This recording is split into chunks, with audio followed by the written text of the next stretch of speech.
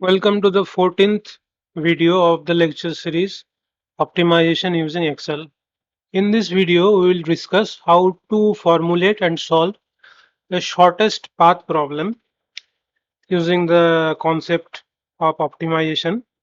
And of course, we will use Excel in this case also. So, as you can see, I have taken the same slide that we have discussed in the last video just to give a brief introduction of what a shortest path problem looks like. So, in a shortest path problem, there is one source node and another sink node. The source node is the initiating node of the network, that is the initial node. In this case, it is 0. And the sink node is the terminating node, in this case, which is 5. And also, you have already seen in the last video, our objective here is to find the shortest distance, that is the shortest path joining the source and the sink. And in this particular video, we will only discuss the integer programming method of solving the problem. That means there were other methods that I discussed in the last videos, like discuss theorem, discuss method, or Bellman-Ford's method, but we are not going to discuss this in this course. So we will restrict our discussion up to the integer programming formulation of shortest path. So let us see how this can be done. So first of all, like any other problem, we will try to discuss how to formulate the problem algebraically. So see here, we are formulating an integer programming problem, and in this case, we have decision variables xij. What is xij? Xij is the binary integer variable which is equal to 1 when arc joining I to j is included in the shortest path. So that means, for example, x24 will be equal to 1 only when this particular arc, that means arc 24, is included in the shortest path. That is the final optimal solution. Otherwise, x24 will be equal to 0. Hope this is clear. So if this is clear, we can now identify the objective function. It will be the multiplication of cost and the decision variable and then the summation of that. So for example, we have how many decision variables are there? Let us try to write. First of all is x01 plus x02. What is x01? X01 is arc joining 0 to 1. Similarly, x02 is arc joining 0 to 2 plus 1 2 plus 1 3 plus x21 plus x24 plus x32 plus x35 plus x43 plus x45. Do you have any other? No, these are the one. So now we have to multiply the coefficient. For example, 16 into x01, 13 into x02, 12 into x21, 12 into x12. Sorry, this is not 12 into x12. If we want to write x12, then the coefficient is 10. So therefore 10 into x12, then x13, this is x13. So 12 into x13, 12 into x13, then x21, this is x21, the coefficient is 4. So 4 into x21, then this is x24. What is the coefficient? Coefficient is 14. So 14 into x24, x32. This is x32, the coefficient is 9. So 9 into x32, x35. This is x35, coefficient is 20. So 20 into x35, x43. x43 is this one. So 7 into x43, x45. 4. So 4. So this completes your objective function. Now let us see how the constraints can be written. So first of all, we will start with the source node and the sink node.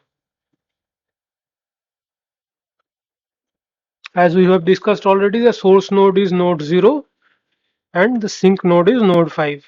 So you see, we have already told this that in shortest path problem there will be only one path generating from the source and just one path terminating terminating in the sink. So therefore, if we add x01 and x02, these are the two paths that are generating from the source node.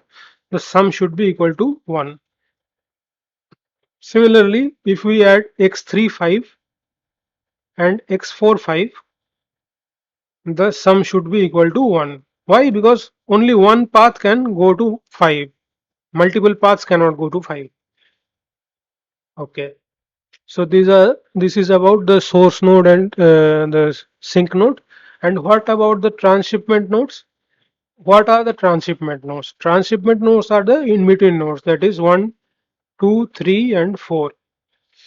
As we have seen in the transshipment problems, in this case also, the nature of the constraints will be flow out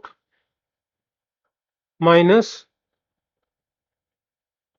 flow in is equal to 0. So this has to be implemented for all the transshipment nodes. How many nodes are there? In this case, 1, 2, 3, and 4. So these are four equations. These four equations, this is for node 1, this is for node 2, node 3, and node 4. So check clearly what is this x01 and x21. X01 and x21. These are the two arcs going to node 1. That is, this is in. This is in. And what is coming out of 1? 1, 2, and 1, 3. So this is out. This is out. So in minus out should be equal to 0. This can be also written as in minus out. I have written out minus in. It can be written as in minus out also. Same thing. Similarly, check the node 2. There are three terminating node to node 2, 0, 2, 1, 2, and 3, 2. So this is in and 2, 1 plus 2, 4. That is two arcs generating from node 2. One is 2, 1, another is 2, 4. So 2, 1 plus 2, 4 is your out. So in minus out is equal to 0. In this way, node 3 and node 4 is also written. So these are the transshipment nodes, transshipment constraints. And the final constraint is the binary integer constraint. Yet just you have to declare that these xij values are either 0 or 1. That means binary. So this is all about algebraic formulation. Now let us see how can we implement this in Excel. So in Excel, you can see I have created the format in a from to chart in the form of a form from to chart. So the key to develop, not miss any of the arc, is to start from one particular node and do not leave that node until all the two for that node are written. So for example, I have written 0 first. There are two arcs generating from the 0. I have noted that 0, 1 and 0, 2, and then only I have written 1. So again for 1 there are 1, 2 and 1, 3. No other arcs are related to 1, that is generating from 1. So therefore once these two are written, then I have moved on to 2. And in this way, if you write in this way, you will never miss any arc from the diagram. Okay, so you will find 10 entries here and 10 arcs are also here.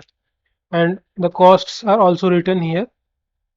And then this is the decision variable. This will be found populated once I run the solver. And this is the total cost. What is the total cost? This is the sum product of your decision variables and the costs.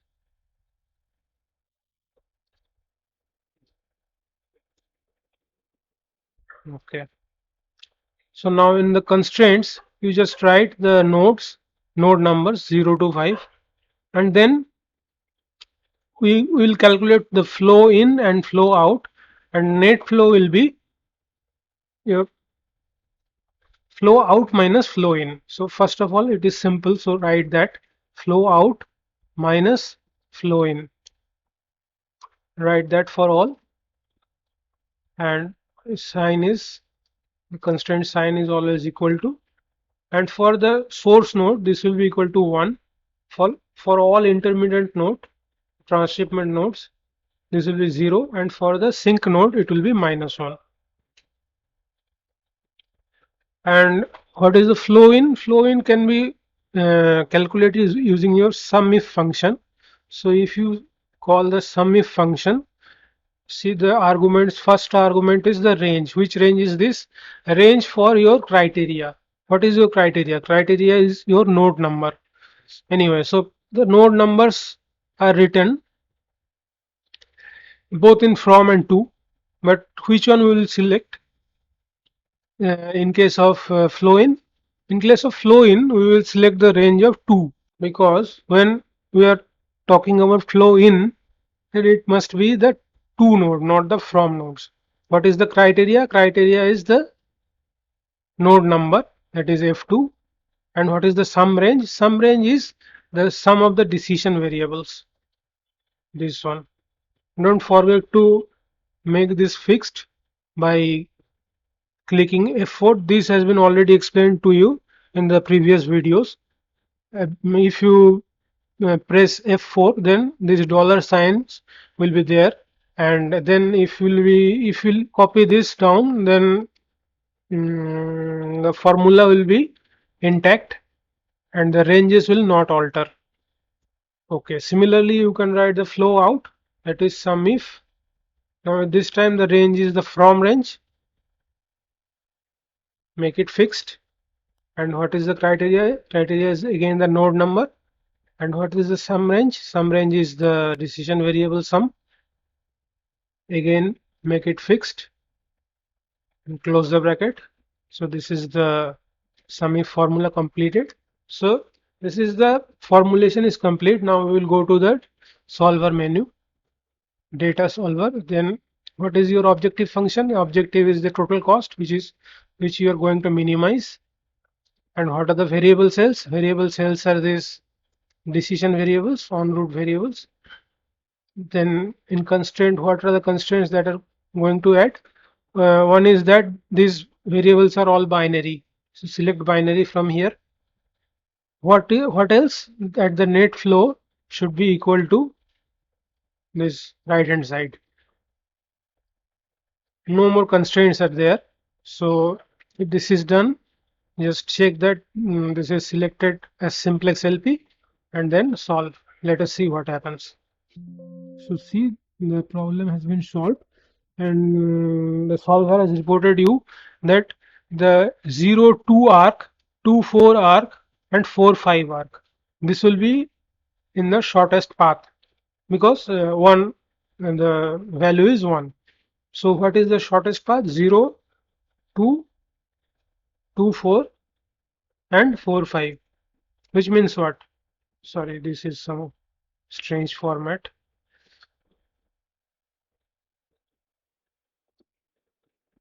2 4 and 4 5.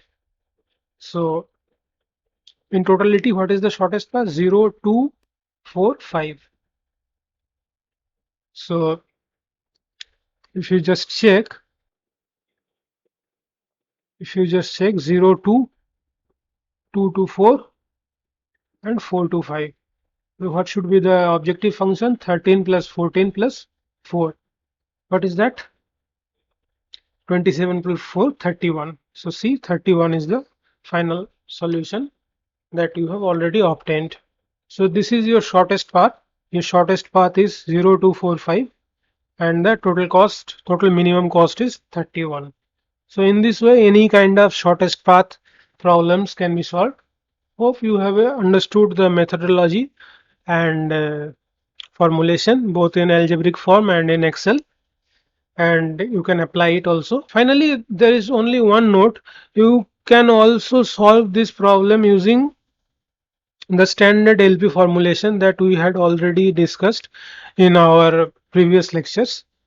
Um, but it is always customary to follow this type of format in case of network flow models, use of sumif function, because of some inherent benefits of this model, of this type of formulation. So let us see how in the next topic, which is the maximal flow problem, we can use the same type of format and similar formulation technique. Until then, goodbye, and hope you have understood this lecture properly. Thank you so much.